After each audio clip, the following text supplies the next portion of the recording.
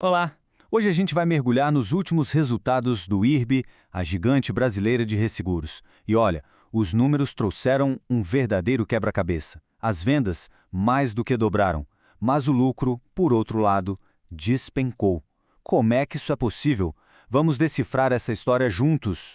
Ok, vamos direto ao ponto para a gente entender o tamanho do paradoxo. De um lado, as vendas, que o mercado chama de prêmios emitidos, dispararam. Um crescimento de quase 115%. É incrível, não é? Só que, do outro lado, o lucro líquido afundou mais de 60%. À primeira vista, parece que a conta simplesmente não fecha. Então, a grande pergunta que vai guiar toda a nossa análise de hoje é exatamente essa. Como é que uma empresa consegue um desempenho comercial tão espetacular e, ao mesmo tempo, ver o resultado final encolher de forma tão drástica? É isso que a gente vai desvendar, passo a passo. Para a gente conseguir resolver esse mistério, primeiro a gente precisa, decifrar um pouco o jargão desse setor. Entendendo 4 conceitos-chave, o cenário todo vai ficar muito mais claro. Bom, o primeiro termo é prêmios emitidos. Pode pensar nisso de uma forma bem simples. É o total de vendas. É o valor de todos os contratos que o IRB vendeu no mês. Esse número funciona como o principal termômetro para medir a força de vendas e a expansão da companhia no mercado. Agora, um conceito um pouquinho mais sutil, prêmios-ganhos. Funciona assim. Quando uma pólice de resseguro é vendida, ela geralmente cobre um ano. A empresa não pode pegar e registrar todo aquele dinheiro como receita de uma vez. Ela vai ganhando essa receita mês a mês, conforme o tempo passa. Então, prêmios-ganhos é a receita que, de fato, entrou no caixa, que foi reconhecida naquele período. Aqui a coisa começa a ficar bem interessante. O resultado de underwriting, que a gente pode chamar de subscrição, é o coração da operação. É o lucro que vem direto da atividade principal de resseguro.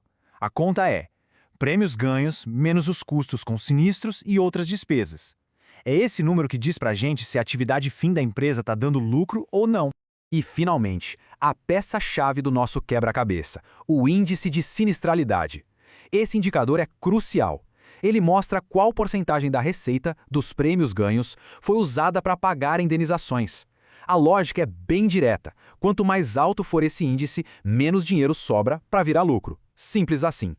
Certo, agora que a gente já tem o vocabulário na mão, vamos aplicar esses conceitos aos números do IRB e ver essa história toda na prática. Começando pela parte boa da notícia, as vendas. Como dá para ver claramente aqui, os prêmios emitidos deram um salto espetacular, saindo de 185,9 milhões de reais para quase 400 milhões de reais em apenas um ano. Isso significa um crescimento de 114,8%. Não tem como discutir. A estratégia comercial foi um sucesso absoluto. A empresa conseguiu mais do que dobrar seu volume de novos negócios. A equipe de vendas com certeza está de parabéns. Mas aquela pergunta continua no ar. Se o volume de vendas foi tão impressionante, cadê o lucro? Para onde ele foi? A resposta, ela começa com este número aqui, 73,6%. Esse foi o grande vilão da história, o índice de sinistralidade de fevereiro. Ele é a chave para a gente entender absolutamente tudo. E o que torna esse número tão impactante é quando a gente compara. No ano anterior, esse índice era de 63,9%. Ele subiu quase 10 pontos percentuais. Na prática, isso quer dizer que a fatia da receita que foi usada para pagar indenizações ficou muito maior. E qual a consequência direta disso? O lucro da operação principal, lembra o resultado de underwriting? Pois é, ele caiu. Mesmo com muito mais vendas, a rentabilidade da atividade principal da empresa diminuiu, caindo de 23,2 milhões para 19,8 milhões. E no final das contas, o impacto no lucro líquido foi devastador. Desabou de 30,2 milhões de reais para apenas 11,5 milhões. E aí está o paradoxo resolvido. Venderam muito mais, só que o custo para honrar esses novos contratos foi desproporcionalmente maior. Agora vamos juntar todas as peças e enxergar a imagem completa.